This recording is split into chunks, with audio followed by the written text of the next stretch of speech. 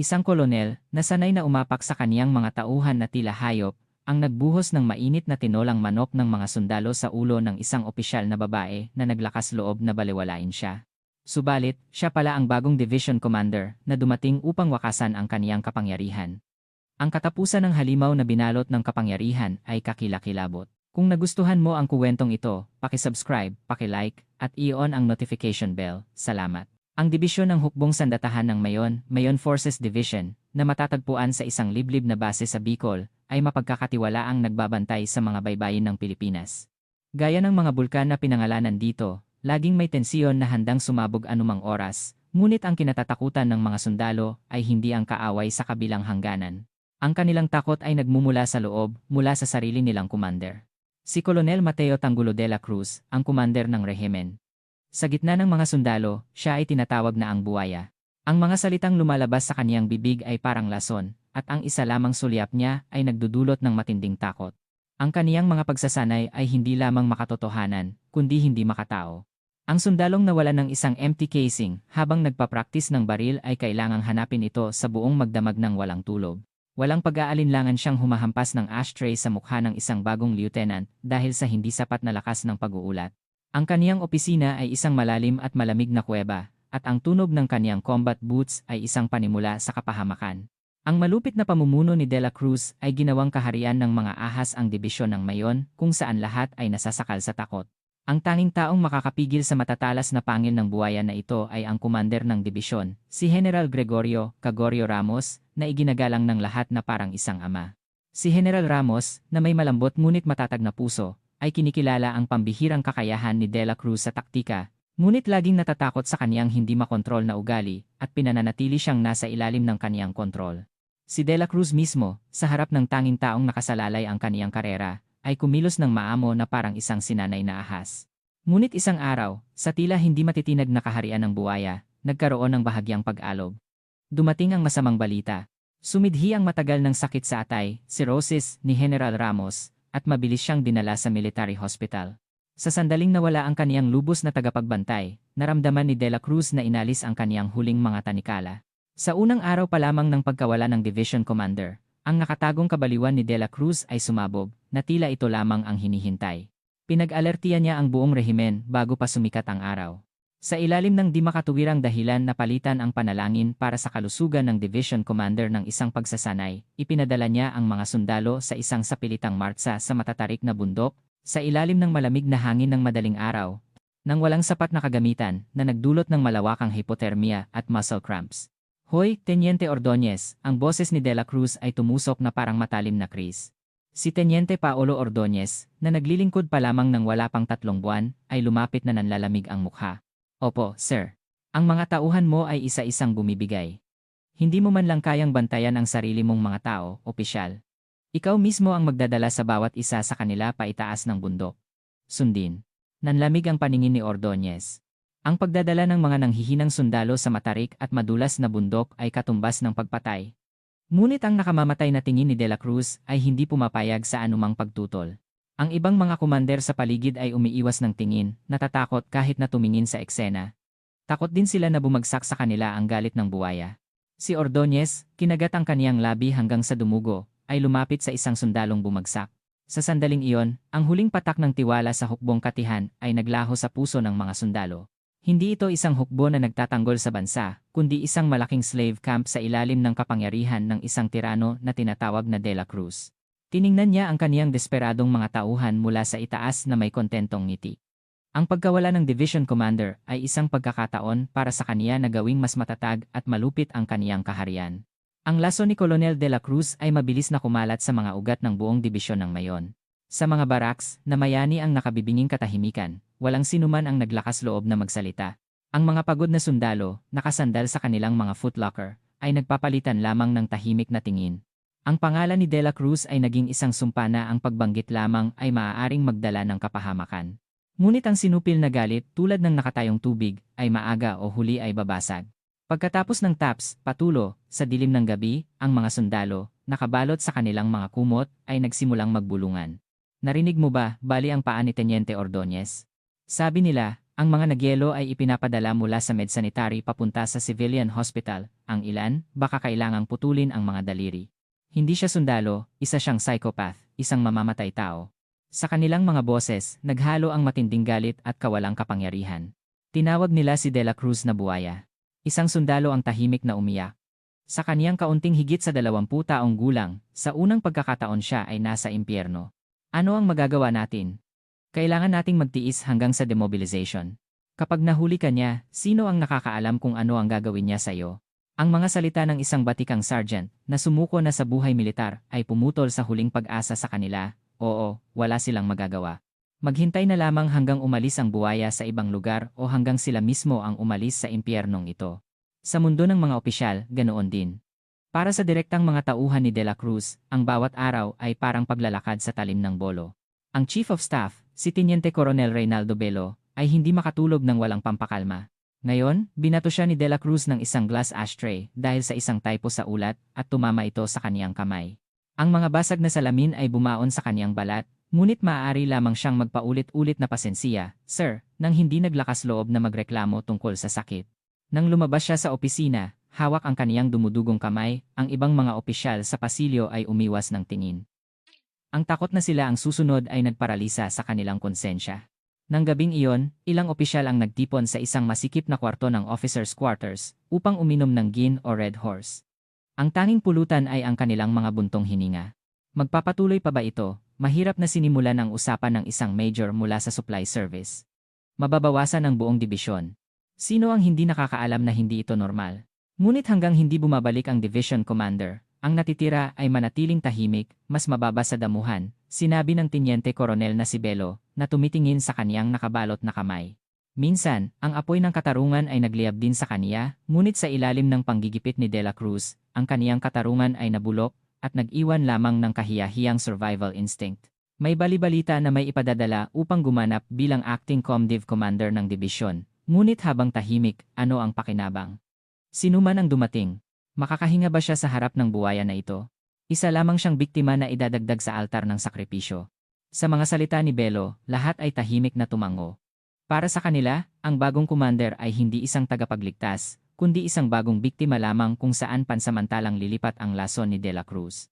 Habang nakikiramay sa bagong scapegoat, nakaramdam din sila ng makasariling ginhawa na sa pamamagitan ng sakripisyong ito, sila mismo ay magiging ligtas pansamantala. Ang dibisyon ay unti-unting nabubulok mula sa loob. Nawala ang kaluluwa ng mga sundalo. Ang katapangan ng mga opisyal. Ang lason na kumalat sa mga ugat ay papalapit na ngayon sa puso mismo. Ang oras sa dibisyon ng Mayon ay tila huminto. Ang baliw na pamumuno ni Colonel De La Cruz ay naging pangkaraniwan, at ang pagdurusa ng mga sundalo ay naging isang manhid na pagsuko. Inakala ng lahat na ang mga balibalita tungkol sa pagtatalaga ng acting ComDiv ay mananatiling balibalita.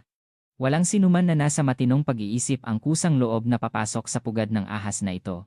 Ngunit isang hapon ng Martes, isang hindi kilalang itim na sasakyan ng commander ang marahang pumasok sa gate ng dibisyon. Ang mga sentry ay mekanikal na nagbigay-pugay.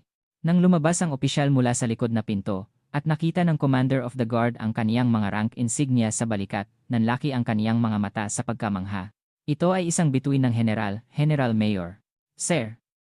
Walang insidente sa panahon ng paglilingkod. Ang boses ng Commander of the Guard ay nanginginig sa tensiyon, ngunit ang kaniyang pagkamangha ay hindi nagtapos doon. Ang general ay isang babae, maayos na nakapusod ang kaniyang buhok, mahigpit ang kaniyang mukha na walang make-up, at perpekto ang sukat ng kaniyang uniforme na walang isang tupi.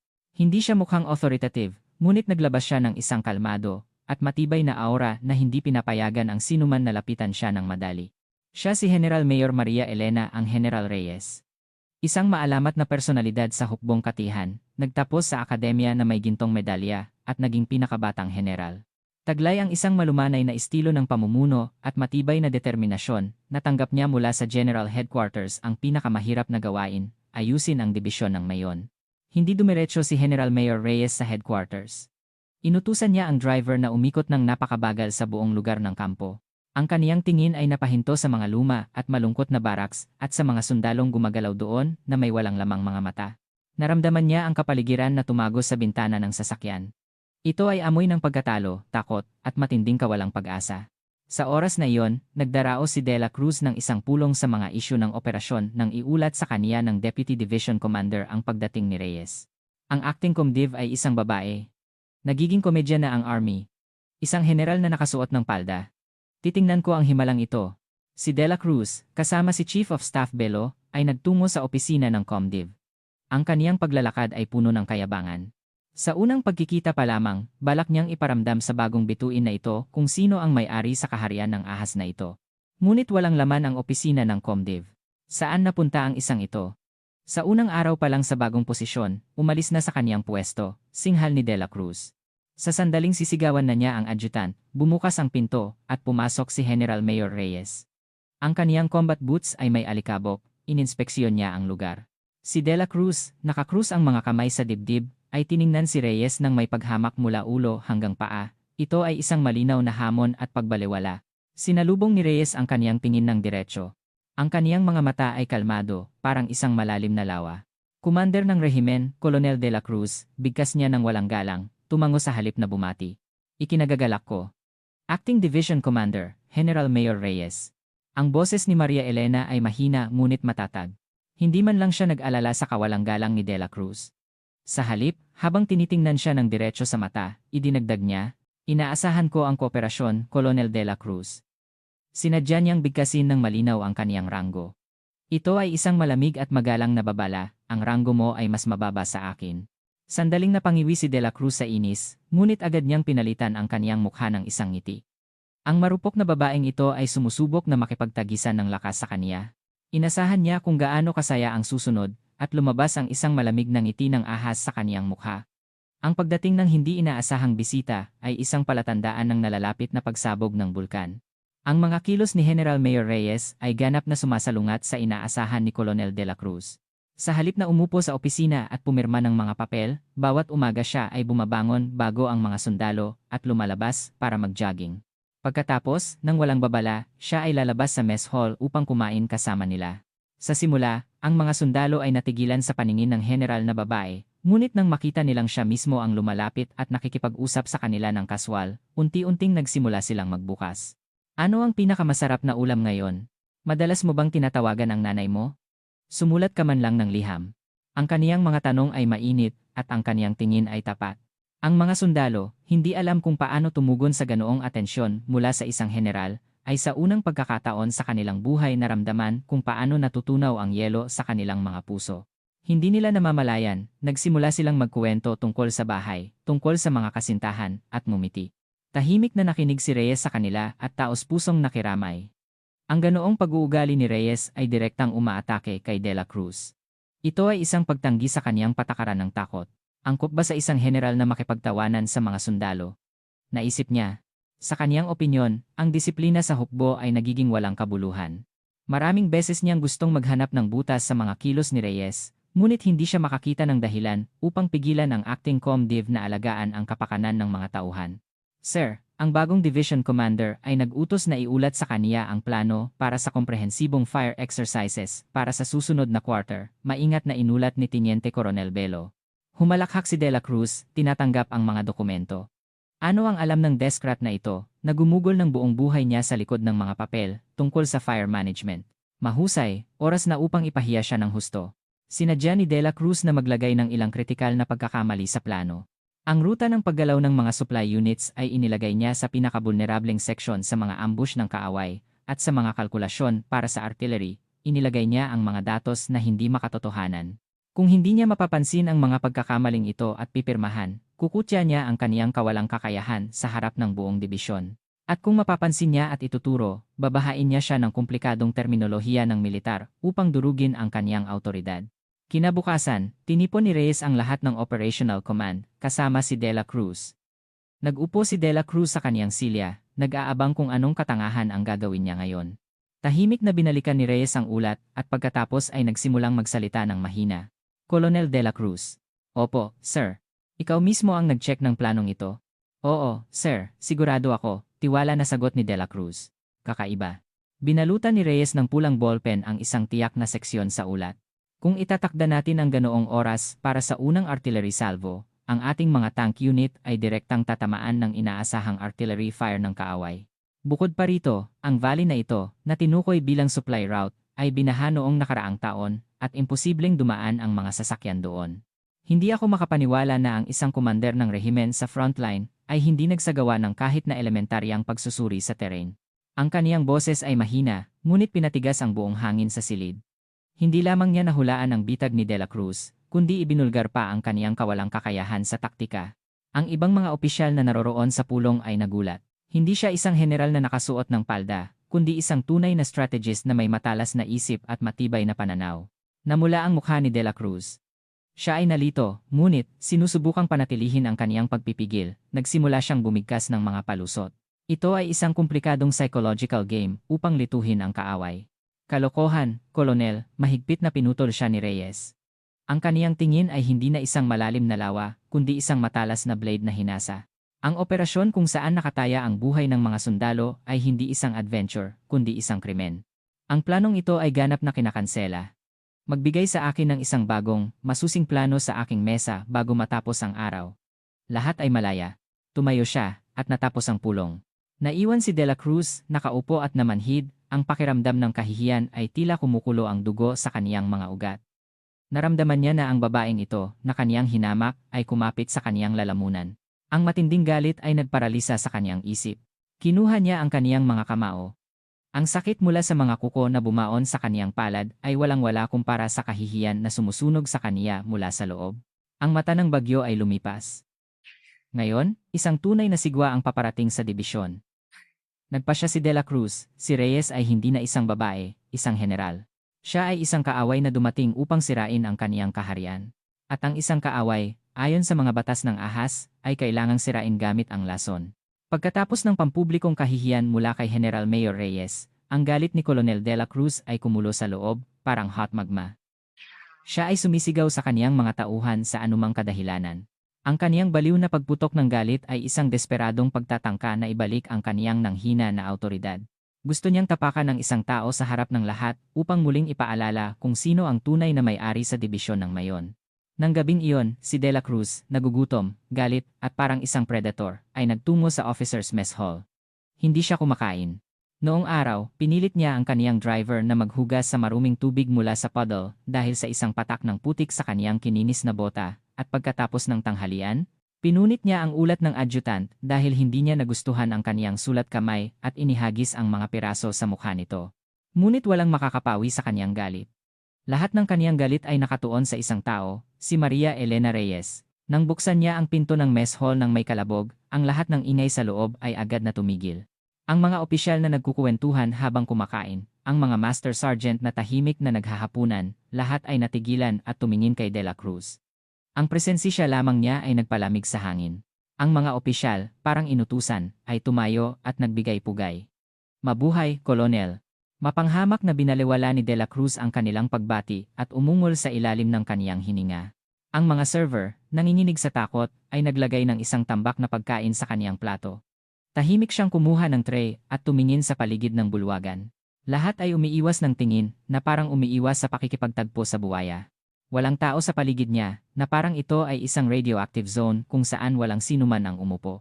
Malakas siyang umupo sa isang silya sa pinakamalayong sulok. At sa sandaling iyon, isang tao ang nakita ng kaniyang paningin. Ilang mesa ang layo sa kaniya, isang opisyal na babae ang nakaupo ng mag-isa at kalmadong kumakain. Nakayuko siya, na parang nagbabasa ng libro, at nakatuon ng husto sa pagkain kaya hindi makita ang kaniyang mukha, ngunit hindi siya tumayo at hindi nagbigay pugay nang pumasok siya. Kahit ngayon, tila hindi niya napapansin ang kaniyang presensiya, abala sa kaniyang hapunan. Nawasak ang pag-iisip ni De La Cruz. Ang isang walang kuwentang bata ay naglakas loob na kumain habang ang kolonel mismo ay nasa kaniyang harap. Ang lahat ng kaniyang galit ay sa wakas nakahanap ng perpektong labasan. Ang kahihiyan mula kay Reyes, ang pakiramdam ng pagtataksil mula sa mga tauhan na tila umiiwas sa kaniya. Lahat ng ito ay bumuhos sa walang galang na opisyal na babae. Nagpasya siyang ito ang perpektong pagkakataon upang ipakita na siya ay malakas pa rin, upang ipakita sa lahat kung ano ang nangyayari sa mga naglakas loob na subukin ang pasensya ng buwaya. Bigla siyang tumayo. Ang silya ay tumilapon pabalik ng may kalabog. Lahat ng tingin sa mess hall ay nakatuon sa kaniya. Habang nanginginig ang sahig, lumapit siya sa babae ng may mahabang hakbang. Ang kaniyang mukha ay namumula sa galit. Nakakuyom ang kaniyang mga kamao. Tila hindi pa rin niya napapansin ang kaniyang paglapit, marahil ay abala siya sa kaniyang sariling iniisip. Tumigil si Dela Cruz sa harap mismo ng kaniyang mesa. Ang kaniyang malaking anino ay lubos na tumakip sa plato. Noon lamang niya naramdaman na may kakaiba, at dahan-dahan niyang itinaas ang kaniyang ulo. Hoy! Ang boses ni Dela Cruz ay mababa at nagbabanta, na parang nagmumula sa kailaliman. Nagsuot ka ng rank insignia at iniisip mo na ikaw ay isang sundalo, para sa dekorasyon ba ang iyong mga mata? Pumasok ang kolonel sa mess hall, at kumakain ka, nakayuko sa iyong plato, hindi ka nagbibigay pugay. Ikaw ay walang utak. Ang sigaw ni Dela Cruz ay yumanig sa mess hall. Ang mga opisyal sa paligid ay namutla, pinapanood ang eksenang ito. Sana lang ay hindi niya malaman kung sino siya. Sana lang ay lumuhod siya kaagad at humingi ng tawad upang matapos na ang lahat, sila ay nanalangin. Ngunit hindi huminto si Dela Cruz. Bilang isang predator na nalasing sa tagumpay, kinuha niya ang kaniyang plato ng may kalupitan sa isang kamay, at, nang walang kaunting pag-aalinlangan, itinaas niya ito at ibinaligtad sa ulo ni Reyes. Nang may nakabibinging tunog, ang sinangag, fried rice, tinolang manok, chicken, stew, salad, at ang iba pang pagkain ay bumagsak na parang avalanche sa kaniyang buhok, mukha, at balikat. Ang singaw mula sa mainit na tinola at ang amoy mula sa mga tira ay bumalot sa kaniya. Isang lubos, vacuum na katahimikan ang namayani sa mess hall, maging ang oras ay tumigil. Humihinga ng malakas si Dela Cruz. Isang kasuklam-suklam ng ngiti ng lubos na kasiyahan ang naglaro sa kaniyang mukha. Oh, nagising ka na ba ngayon? Naintindihan mo na ba na hindi ito ang lugar kung saan maaari kang gumamit ng kutsara ng tahimik? Nakaupo siya, nagpapahayag ng kaniyang tagumpay. Ngunit sa sandaling iyon, ang hangin sa mess hall ay tense, parang salamin na handang mabasag. Tumigil ang oras, nawala ang mga tunog. Ang mabigat na paghinga lamang ni Colonel Dela Cruz, at ang tunog ng pagkain na tumutulo mula sa buhok ang sumira sa nakabibinging katahimikan. Lahat ng opisyal, nalimutan kung paano huminga, ay nakatingin sa isang punto, sa opisyal na babae na nakaupo ng hindi gumagalaw, nabalutan mula ulo hanggang paa ng mainit na pagkain at maruming tira. Dahan-dahan, na parang slow motion, itinaas niya ang kaniyang ulo. Hindi man lang niya sinubukan na punasan ang tinola na tumutulo sa kaniyang mukha. Sa kaniyang mukha, nakakagulat, walang emosyon. Hindi, sa halip, sinipsip nito ang lahat ng emosyon, nag-iwan lamang ng lamig ng absolute zero. Ang kaniyang tingin ay hindi na isang malalim na lawa. Ito ay naging isang matalas na asul na glacier na kayang tumusok at magpalamig sa lahat ng nasa kaniyang daraanan, at ito ay nakatuon ng diretsyo kay Dela Cruz. Si Dela Cruz, nang makita ang tingin ito, ay nakaramdam ng lamig na tumakbo sa kaniyang likod. Hindi ito ang reaksyon na inaasahan niya. Dapat siyang sumigaw, umiyak, o humingi ng tawad ng may takot. Ngunit anong tingin ito? Malamig, analytical, at rational. Na parang matagal na niyang inaasahan at hinihintay ang sitwasyong ito. Kolonel. Ang boses niya ay nakakagulat na kalmado. Walang galit, walang hiya. Isang tuyo, matalas na boses, parang isang blade. Naiintindihan mo ba kung ano ang ginawa mo? Si Dela Cruz, upang itago ang isang saglit na kahinaan, ay umunggol ng mas malakas. Nagbigay ako ng leksyon ng disiplina sa isang walang galang na babae na tumitingin ngunit hindi nakikita. Hindi mo pa rin naintindihan kung ano ang mali. Hindi pa rin niya alam kung sino ang nasa kaniyang harap. Sa kaniyang mga mata, siya ay isang walang galang na opisyal lamang na hindi nagbigay pugay na kailangang turuan. Ang Chief of Staff, si Teniente Coronel Reynaldo Bello, na nagmamasid sa lahat ng ito, ay mas maputla na kaysa sa chalk. Isang instinctive na takot ang bumalot sa kaniya. Kung magpapatuloy pa ito, isang hindi maibabalik na sakuna ang naghihintay sa buong dibisyon. Ilang beses siyang nagbukas at nagsara ng kaniyang bibig at, sa wakas, kinuha ang lahat ng kaniyang lakas, sumigaw, "Kolonel, tigilan mo." Ang boses ni Bello ay halos squeal. Biglang lumingon si Dela Cruz at tiningnan siya ng may nakamamatay na tingin. "Bello, ipinagtatanggol mo ba ang babaeng ito ngayon? Baliw ka ba?" Hindi ito ang dahilan. Siya. Hindi matapos ni Bello ang kaniyang mga salita. Ang malamig na pawis ay tumulo mula sa kaniya. Natatakot siya na ang susunod na dagok ng galit ni Dela Cruz ay tatama sa kaniya. Sa sandaling iyon, ang babae na nakaupo sa gitna ng mga tira, si General Mayor Maria Elena Reyes, ay dahan-dahang tumayo. Ang mga piraso ng pagkain ay bumagsak mula sa kaniyang uniforme papunta sa sahig. Kinuha niya ang isang panyo mula sa kaniyang bulsa at nagsimulang punasan ang kaniyang mukha ng walang emosyon. Ang bawat kilos niya ay mabagal at kalmado, ngunit ang bigat ng galit na nakapaloob dito ay dumidiin sa buong mess hall. Si Dela Cruz, habang nakatingin sa kaniyang pagtayo, ay ngumisi, "Aba, lumuhod ka man lang ngayon at humingi ng tawad." Tumigil si Reyes sa pagpunas ng kaniyang mukha, at tumingin ng diretsyo kay Dela Cruz. Colonel De La Cruz, ang lamig ng banta ay nasa kaniyang boses. Ako ang may karapatang umasa ng military salute mula sa iyo, hindi ang kabaliktaran. Ano? Ang baliw na ito. Nagmura si De La Cruz at iniunat ang kaniyang kamay upang sunggaban ang kaniyang kwelyo. Kolonel, huwag. Sigaw ni Belo, pumikit at naghanda para sa katapusan ng kaniyang karera.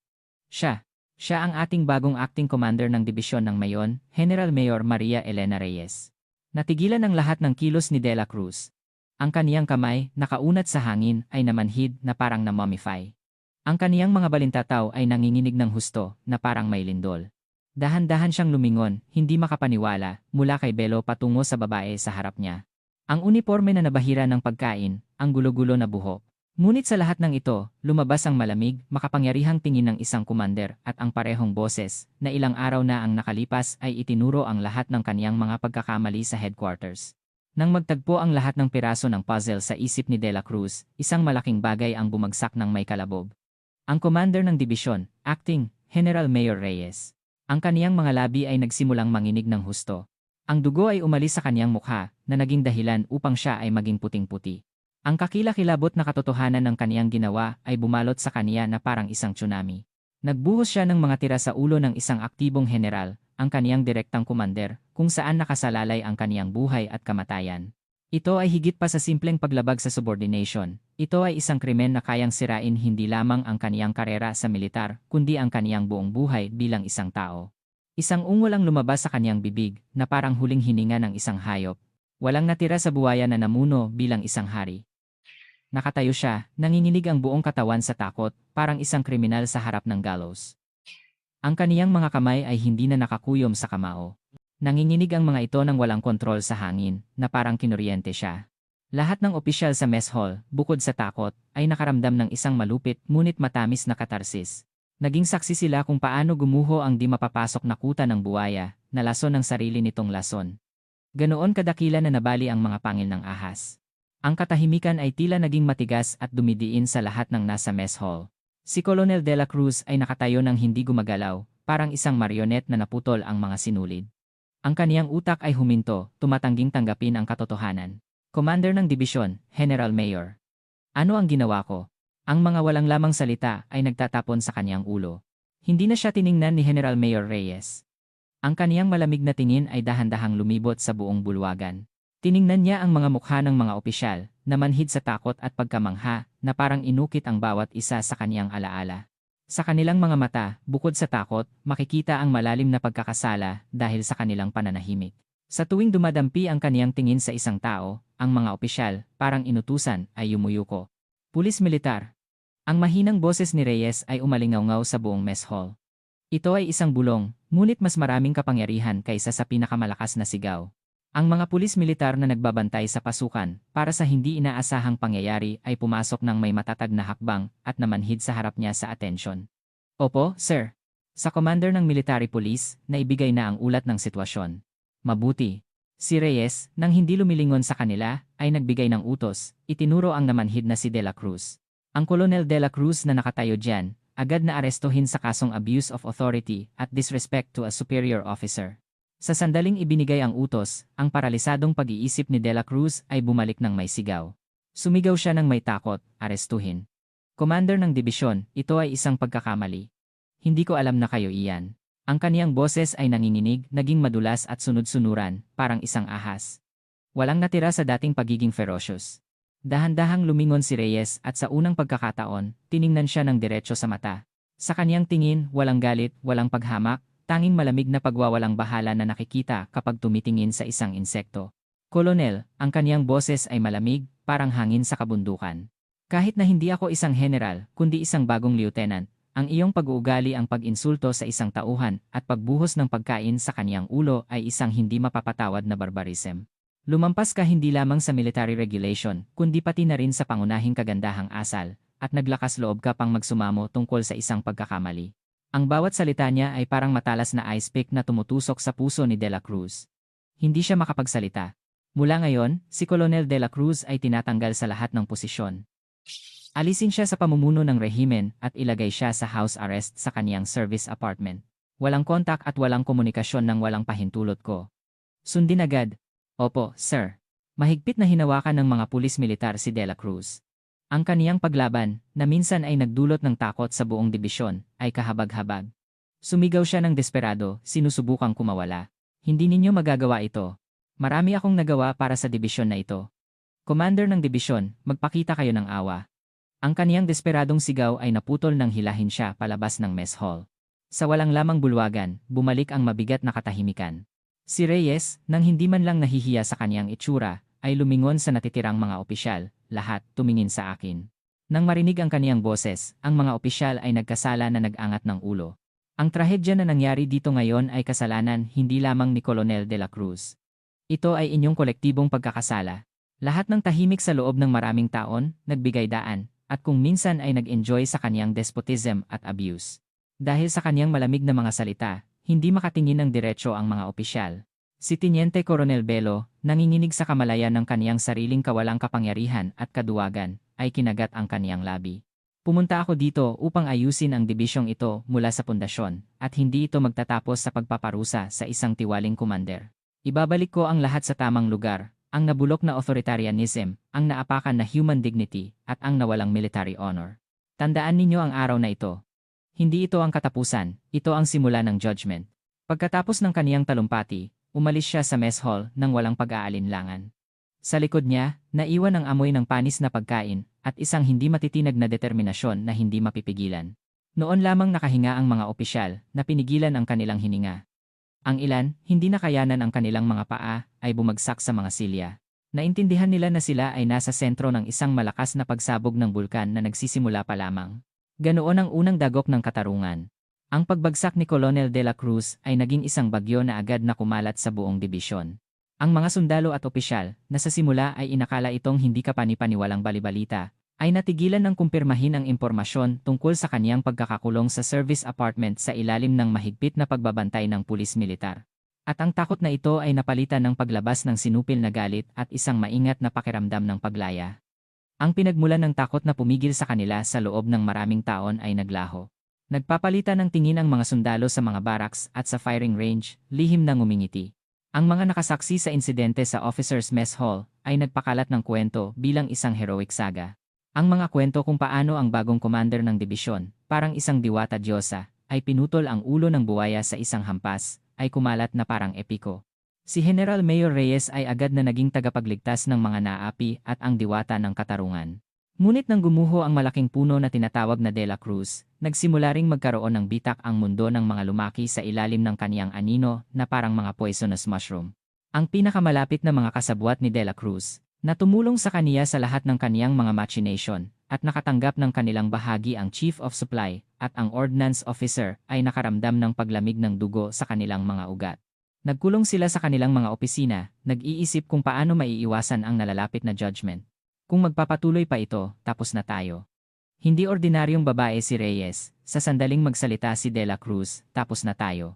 Kung ikuwento niya ang tungkol sa fuel na isinusulat natin, tungkol sa mga peking dokumento, hindi lamang ang ating rank insignia ang aalisin. Sa kanilang mga usapan, may kawalang tiwala sa isa't isa, at pagtatangka na ilipat ang responsibilidad. Sa sandali ng krisis, ang mga kasabwat ang unang nagpuntirya sa likod ng isa't isa. Upang mabuhay, kailangan kong isisi ang lahat sa kaniya. Ang pangit na survival instinct ay bumalot sa kanilang isip. Samantala, si De La Cruz, na nakakulong sa kaniyang apartment, ay dumaranas ng tunay na impyerno. Sa unang ilang araw, tinandihan niya ang katotohanan at nagwala sa galit. Sinira niya ang mga kasangkapan, sumisigaw na siya ay biktima ng isang setup, na siya ay biktima ng isang tusong intriga ng mapanlinlang na babaeng ito na si Reyes. Wala siyang duda na ang kaniyang makapangyarihang koneksyon ay makakapaglabas sa kaniya sa gulo na ito. Sinubukan niyang suhulan ang mga guwardiya, nagmamakaawa na hayaan siyang tumawag. Ngunit sa ilalim ng mahigpit na kontrol ni Reyes, lahat ay walang silbi. Sa paglipas ng panahon, ang kaniyang galit ay napalitan ng kawalang pag-asa, at pagkatapos ay ng takot na tumatagos sa buto. Walang naghahanap sa kaniya. Ang mga sumumpa ng katapatan sa kaniya kahapon ay walang anumang senyales ng buhay. Naramdaman niya ng may kapaitan kung gaano kamarupok ang kaniyang kaharian na itinayo sa takot. Sa gabi, pinahihirapan siya ng masasamang panaginip. Pinapangarap niya ang malamig na tingin ni Reyes na tumutukoy sa kaniya, at ang pagkain mula sa plato na iyon na naging uod at kumakain sa kaniyang katawan. Nagigising siya na may malamig na pawis at sumisigaw. Walang natira sa dating tirano ng dibisyon ng mayon. Sa salamin, nakita lamang ang isang natatakot, nangangayayat at kaawa-awang matanda. Kailangan niyang lumaban upang mabuhay. Oo, ito ay isang aksidente lamang. Sinusubukan ko lamang na mag-ayos. Siya mismo ang dapat na nagpakilala. Desperado siyang kumapit sa self-justification bilang huling mekanismo ng depensa at nagpasya siya, hindi siya mamamatay ng mag-isa. Kung siya ay nakatakdang malunod, hihilahin niya pababa ang lahat ng kasama niya sa maruruming gawain. Teniente Coronel Bello, Chief of Supply, Ordnance Officer. Naaalala ang kanilang pagtataksil at mga krimen, nagsimula siyang maghasa ng kaniyang knife of revenge. Ang pagbagsak ni De La Cruz ay hindi lamang ang pagbagsak ng isang tao. Ito ay isang senyales na nagbukas ng boil ng pus sa katawan ng malaking organismo na tinatawag na dibisyon ng mayon. Ang bitak na nabuo, pagkatapos ng kaniyang pagbagsak, ay nagsimulang lumaki ng hindi mapipigilan, naghahanda na ilabas ang lahat ng pangit na sikreto na nakatago sa dilim. Ang pugad ng buhaya ay gumuho mula sa loob. Kinabukasan, pagkatapos ng pag-aresto kay Colonel De La Cruz, si General Mayor Reyes ay naglabas ng utos na lumikha ng isang Special Inspection Commission. Pinababa niya ang pakikialam ng higher command at personal na pumili ng mga batang opisyal at master sergeant sa komisyon, na kilala sa kanilang katapatan at prinsipyo.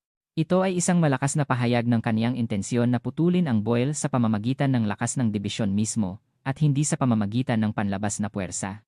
Gayunpaman, sa simula, hindi naging madali ang trabaho ng komisyon. Ang takot sa paghihiganti ni De La Cruz ay malalim na nakaugat sa isip ng mga tao. Ang takot na kung siya ay sa isang himala ay makabalik, ang mga saksi ay haharap sa kakilakilabot na kahihinatnan, ay nagpatahimik sa lahat. Hindi nagpumilit si Reyes. Sa halip, naglagay siya ng isang anonymous trust box sa harap ng opisina ng komisyon at naglabas ng isang taos-pusong mensahe sa lahat ng mga tauhan. Ang inyong pananahimik ay ang culture medium para sa korupsyon. Ang inyo lamang matapang na boses ang makapagliligtas sa namamatay na dibisyon ng mayon. Ipinapangako ko sa inyo, sa aking karangalan, na ang pagkakakilanlan ng bawat nag-uulat ay mapagkakatiwalaang protektado. Tumigil sa pagkatakot. Ang kaniyang katapatan ay unti-unting nagtunaw sa mga nagyayalong puso ng mga serviceman. Nagsimula ang lahat sa isang maliit na gawa ng katapangan. Ang una ay si Teniente Paulo Ordonez, na nagkaroon ng fracture sa bukong-bukong dahil sa kriminal na utos ni De La Cruz.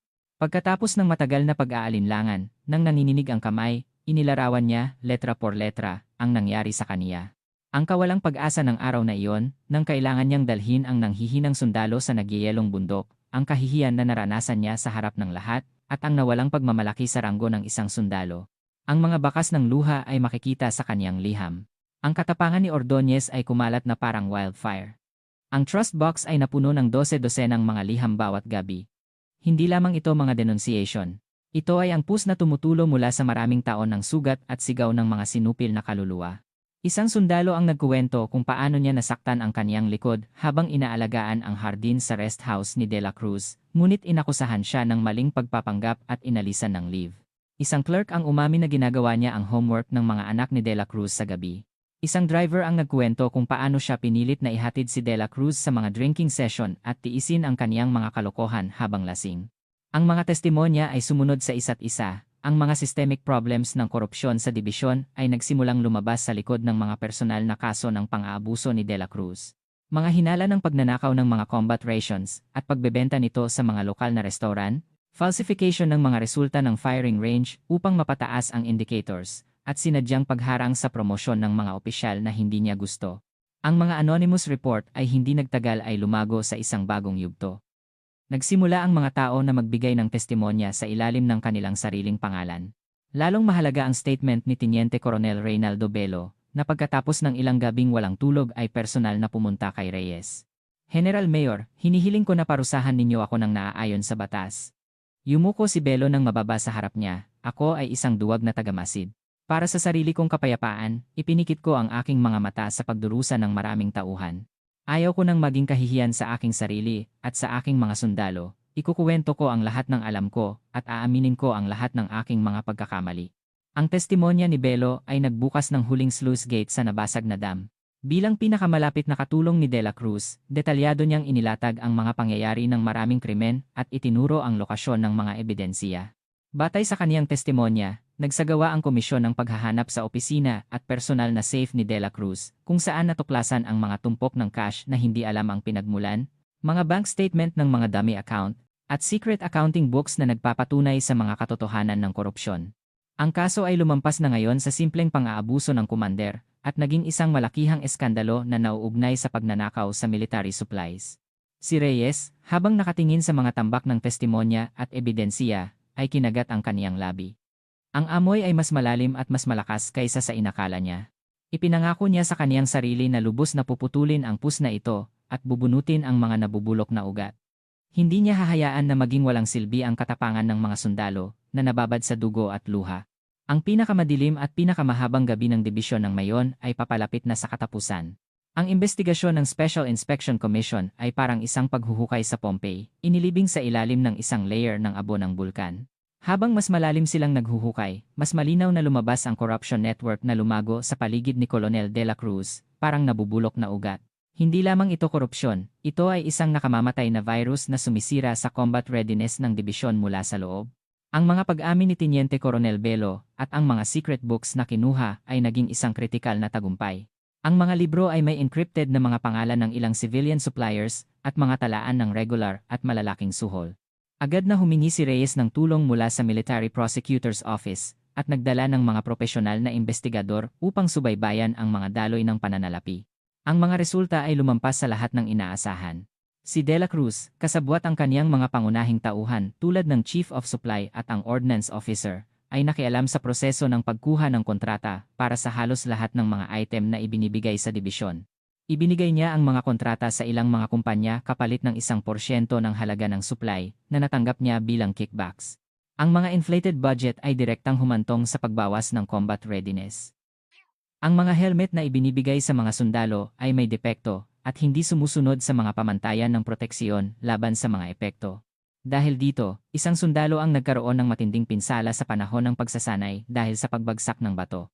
Ang budget para sa pagpapalit ng lumang kagamitan sa komunikasyon ay naisakatuparan lamang sa papel, ngunit sa katotohanan, patuloy silang gumamit ng sirang kagamitan, na humantong sa pagkawala ng komunikasyon sa pagitan ng mga unit sa panahon ng mahahalagang pagsasanay. Ang lahat ng mga insidenteng ito, sa utos ni De La Cruz, ay isinulat bilang personal negligence o technical failure. Ang pinakanakakagulat ay ang pagnanakaw ng mga training artillery shells. Ang grupo ni De La Cruz, sa panahon ng quarterly firing, ay nagtatanggal ng bahagi ng mga shell na dapat na ipaputok at lihim na ibinebenta ang mga ito sa mga junk dealer. At sa mga ulat, nakasaad na ang lahat ng mga shell ay ginamit ng wasto. Ang matinding lakas-apoy ng dibisyon ng Mayon ay naging isang paper tiger, hindi kayang magbigay ng isang tumpak na putok sa kaaway. Si Reyes, habang binabasa ang ulat, ay nanginginig sa galit. Hindi lamang ito korupsyon, ito ay isang direktang pagtataksil na sumisira sa mga pundasyon ng dibisyon na nasa frontline. Si De La Cruz at ang kaniyang gang, para sa sarili nilang pakinabang, ay ibinenta ang buhay ng kanilang mga tauhan at ang seguridad ng bansa. Agad na arestuhin at simulan ang investigasyon laban sa lahat ng kasangkot. Ang utos ni Reyes ay mas malamig kaysa sa yelo. Ang mga investigador ng Military Prosecutor's Office ay sumalakay sa mga opisina at bahay ng Chief of Supply at ng Ordnance Officer. Ang mga sumusubok na isisi ang isa't isa ay bumagsak sa harap ng hindi mapag-aalinlanganan ng ebidensya. Mga financial records ng malalaking halaga na pumasok sa kanilang dummy accounts at mga recording ng usapan sa mga supplier. Inamin nila ang kanilang pagkakasala, nagmamakaawa at umiiyak na ang lahat ng ito ay ginawa sa ilalim ng maingat na plano at utos ni Colonel De La Cruz. Ngunit ang abo ng bulkan ng korupsyon ay hindi nagtapos doon. Sa panahon ng investigasyon, natuklasan na ang pinuno ng kumpanya ng supplier na nagbigay ng suhol kay De La Cruz ay isang kababayan at malapit na kaibigan ng maimpluwensyang General Hilario Haro mula sa district headquarters. Nagkaroon ng hinala na sa likod ng ganoong matapang na mga kilos ni De La Cruz ay may mas malaking figure na nagtatanggol sa kaniya. Ang kaso ay lumalampas na sa hangganan ng dibisyon ng Mayon at nagbabanta na maging isang malaking eskandalo na kayang yumanig sa buong hukbong katihan. Naintindihan ni Reyes na nahaharap siya sa isang malaking iceberg. Hindi sapat na sirain lamang ang tuktok sa katauhan ni De La Cruz, kung hindi ilalabas ang nakatago sa ilalim ng tubig, ang pangalawa at pangatlong De La Cruz ay lilitaw muli. Kinuha niya ang direct government phone, sa kabilang dulo ay ang Chief Investigating Committee. Commander ng Dibisyon ng Mayon, General Mayor Reyes. Opisyal akong nagmumungkahi na lumikha ng isang joint investigation team. Sa kaniyang boses, walang bakas ng pag-aalinlangan. Ang digmaang ito ay papasok sa isang bagong yugto, at hindi siya nag-iisa. Sa likod niya ay nakatayo ang mga testimonya at pag-asa ng daan-daang sundalo. Ang nag-iisang sagradong labanan para sa paglilinis mula sa abo ng korupsyon ay nagsimula. Kahit na si De La Cruz, habang nakakulong, ay ganap na nakahiwalay sa labas ng mundo, naramdaman niya sa kaniyang animal instinct kung paano sumisikip ang ring sa paligid niya. Nang makarating sa kaniya ang mga balibalita tungkol sa pag-aresto sa kaniyang mga pangunahing tauhan, nawala ang kaniyang huling mga bakas ng pag-iisip. Gusto ng mga taksil na isisi ang lahat sa akin. Mabuti, kung mamatay, mamatay ng magkasama. Sinubukan niya ang huling pagtatangka na makipag-usap sa guwardiya. May gintong bar na nakatago sa ilalim ng aking mesa sa opisina. Ibibigay ko lahat sa iyo. Hayaan mo lang akong tumawag, isang tawag lang. Mayroon pa akong taong maaasahan. Ang kaniyang mga mata ay baliw na kumikinang. Ang guwardiya ay tumingin sa kaniya nang may paghamak at malamig na sumagot, "Kayo ay kaawa-awa, Kolonel. Tapos na ang oras ninyo." Nang ang lahat ng mga ruta ng pag-atras ay naputol, si De La Cruz ay nagbabalik-balik sa swamp ng kawalang pag-asa. Ngunit isang araw sa madaling araw, parang isang himala, lumabas ang isang butas. Sa panahon ng magulong pagpapalit ng guwardiya, kinuha niya ang isang maliit na cellphone na nakatago sa dingding. Tawag siya sa tanging taong inakala niyang huling pag-asa, ang kaniyang insurance. Ito ay si General Haro, ang pinakamaimpluwensyang tao sa district headquarters at ang kaniyang matagal ng tagapagtaguyod. Naglingkod sila ng magkasama at naging parang magkapatid. Regular siyang nagbibigay ng mamahaling regalo at malalaking halaga ng cash kay Haro. Sigurado siya na si Haro, gamit ang kaniyang kapangyarihan, ay makakapagtakip sa kasong ito. Pagkatapos ng ilang ring, narinig ang pamilyar na boses. "Sino ito?" "General, ako ito." "De La Cruz, si Michael." Halos humiyaw si De La Cruz.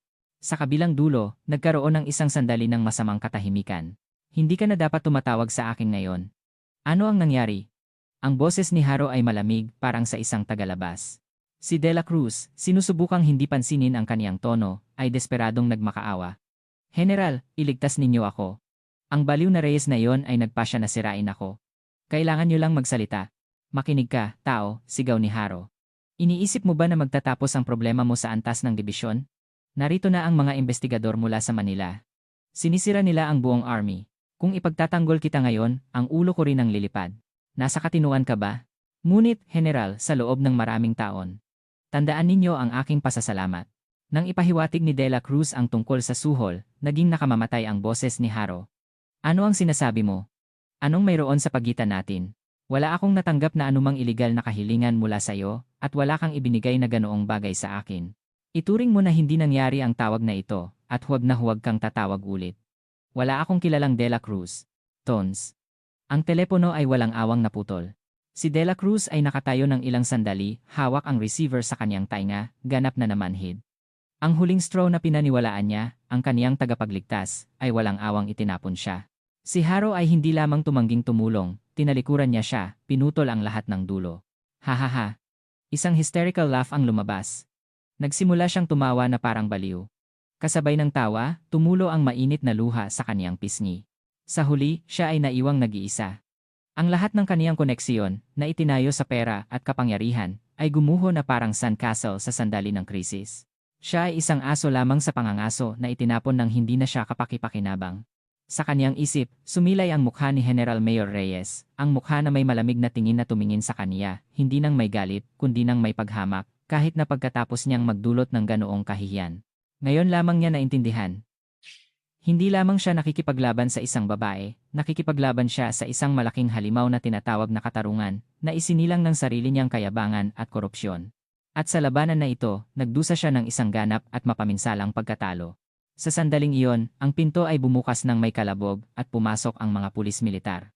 Nang makita ang telepono sa kaniyang mga kamay, sumimangot ang Chief of Convoy, Colonel De La Cruz, batay sa malinaw na pagtatangka na sirain ang ebidensiya at posibleng pagtakas. "Ikaw ay inililipat sa detention center sa loob ng kampo." Wala na siyang natitirang lakas para lumaban. Masunurin niyang iniunat ang kaniyang mga kamay. Ang malamig na handcuffs ay nag-click sa kaniyang mga pulso. Nang ilabas siya, tumama sa kaniyang mukha ang malamig at basa na hangin ng madaling araw. Tumingin siya sa itaas. Ang walang bituin na, malalim na dilim ay lumamon sa kaniya. Wala siyang babalikan at walang maaasahan. Ang kaniyang kaharian ay ganap ng nawasak, at ang natitira na lamang sa kaniya ay ang walang katapusang pagbagsak. Ang military tribunal ay umakit ng walang katulad na atensyon sa kasaysayan ng sandatahang lakas ng Pilipinas, AFP. Sa araw ng unang pagdinig para sa kaso ni Colonel De La Cruz at ng ilang iba pang akusado, ang courtroom ay puno ng mga opisyal ng militar na kasangkot sa kaso at 12-dosenang mga journalist. Ang kasong ito, na tinawag na Mayon Scandal, ay araw-araw na iniulat sa press bilang ang pinakamasamang eskandalo na sumisira sa tiwala sa Army. Si De La Cruz sa dock ay isang ganap na ibang tao.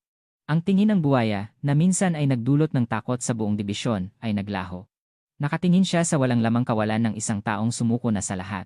Sa tabi niya, nakayuko ang kanilang mga ulo, nakaupo ang Chief of Supply at ang Ordnance Officer. Nagpapalitan lamang sila ng tingin, puno ng galit at paghamak. Nagsimula ang paglilitis. Binasa ng military prosecutor ang indictment. Abuse of authority, violence against subordinates, non-regulation practices, receipt of large-scale bribes, theft of military property, negligence leading to reduced combat readiness. Ang listahan ng kaniyang mga krimen ay walang katapusan, at sa tuwing binabasa ang mga detalye, may mga buntong hininga ng takot at galit sa bulwagan. Ang rurok ng paglilitis ay ang testimonya ng mga saksi. Ang una ay si Teniente Paulo Ordonez. Nalampasan ng takot na minsan ay pumigil sa kaniya, nang nanginginig, ngunit matatag ang boses, isinalaysay niya ang tungkol sa hindi makatarungang pagtrato, kahihiyan, at pisikal at moral na pagdurusa na naranasan niya. Nang matapos siya, may mga luha sa mata ng mga batang opisyal sa bulwagan.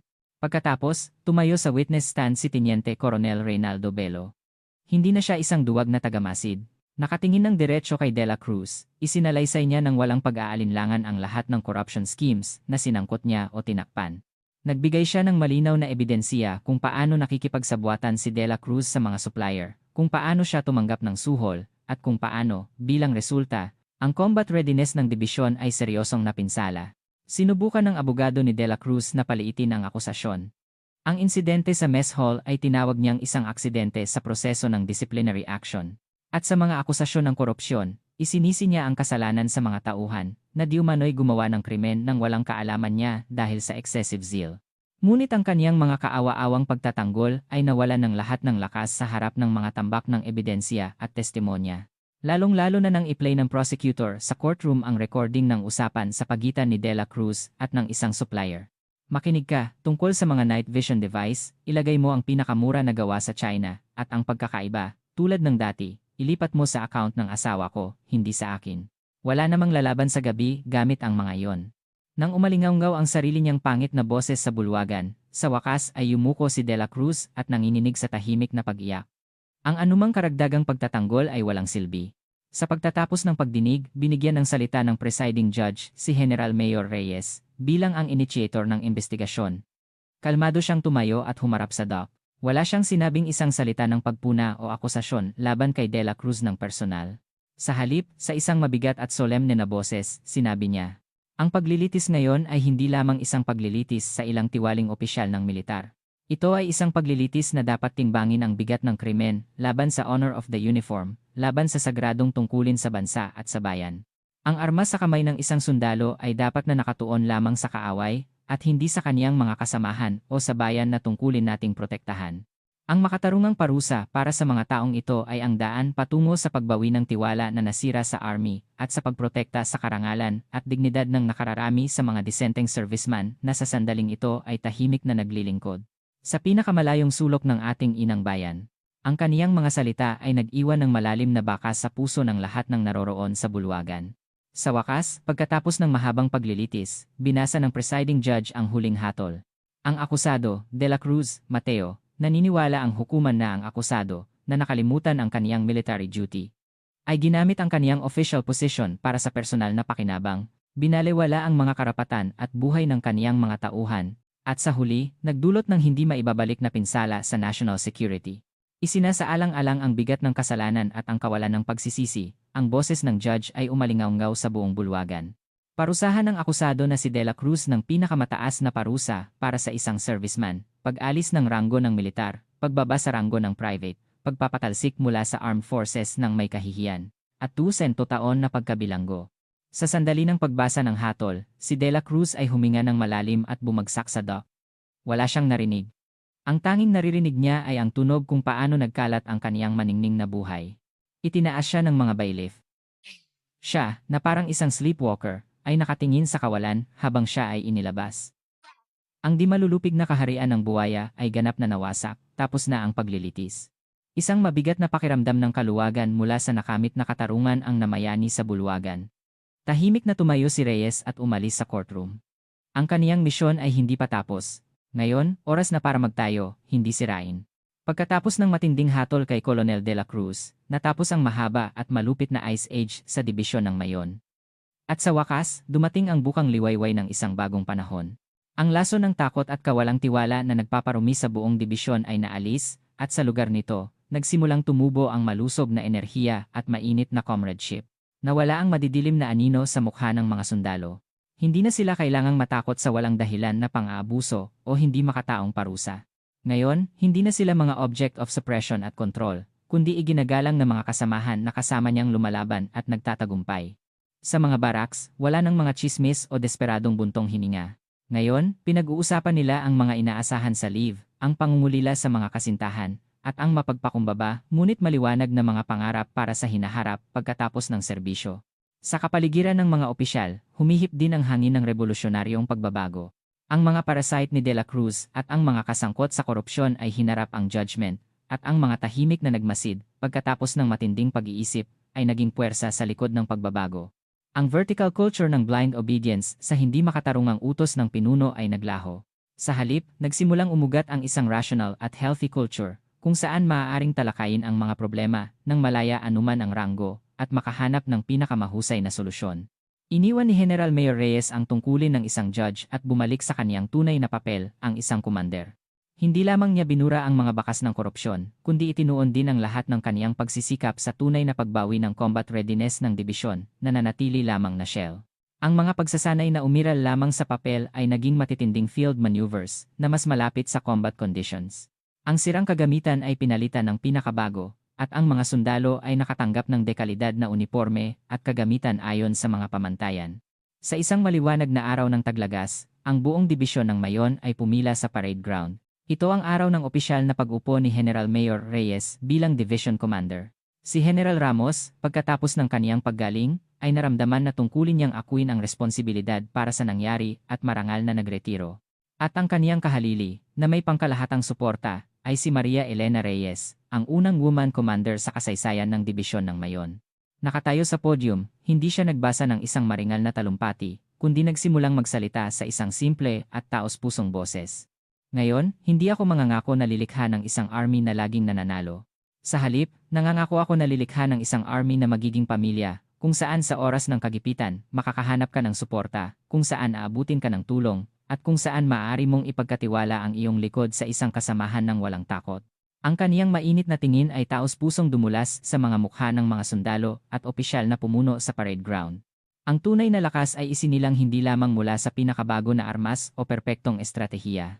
Ito ay isinilang mula sa lubos na tiwala sa isa't isa at mula sa mainit na pagmamalaki sa kung bakit tayo nakatayo rito ng magkasama. Nagtipon tayo dito hindi upang apakan ang sinuman, kundi upang protektahan ang ating minamahal na inang bayan, ang ating bayan, at ang ating mga kasamahan sa tabi natin. Lumikha tayo ng isang marangal na dibisyon ng Mayon na hindi makakalimutan ang mataas na misyon na ito sa isang sandali. Nang matapos ang talumpati, umalingaw-ngaw ang malalakas na palakpakan sa parade ground. Hindi ito formal na palakpak, kundi taos-pusong tuwa at kagalakan na nagmumula sa kaibuturan ng mga puso. Pagkatapos ng seremonya, dahan-dahang lumakad si Reyes sa parade ground. Sa sandaling iyon, isang batang opisyal ang lumapit sa kaniya at nagbigay ng matatag na military salute. Ito ay si Teniente Paulo Ordonez. Sa kaniyang mukha, na minsan ay puno ng kawalang pag-asa at takot, ngayon ay sumisinag ang tiwala at pagmamalaki ng isang tunay na komander. General Mayor, pahintulutan ninyo akong magulat. Maglilingkod ako sa inyo nang may katapatan at katapangan. Walang bakas ng pag-aalinlangan sa kaniyang boses. Si Reyes, tinanggap ang kaniyang pagbati, ay tumango ng may pinakamainit na ngiti sa mundo. Nag-iisa rin akong umaasa sa iyo, Teniente. At salamat sa iyo. Sa kaniyang mga mata, nakita ang lumaking batang opisyal, ang mga sundalong pamumunuan niya, at ang maliwanag na kinabukasan ng dibisyon ng Mayon na, nalampasan ang kakilakilabot na sakit, ay muling isinilang. Ang impyernal na dilim ay ganap na nawala. Ang mga sugat ay malalim, ngunit sa pamamagitan ng pagdurusa, sila ay naging mas malakas at mas matatag. Sa ibabaw ng parade ground ng dibisyon ng Mayon, sumisikat ang isang maliwanag at puno ng pag-asa na araw na hindi pa nakita rito.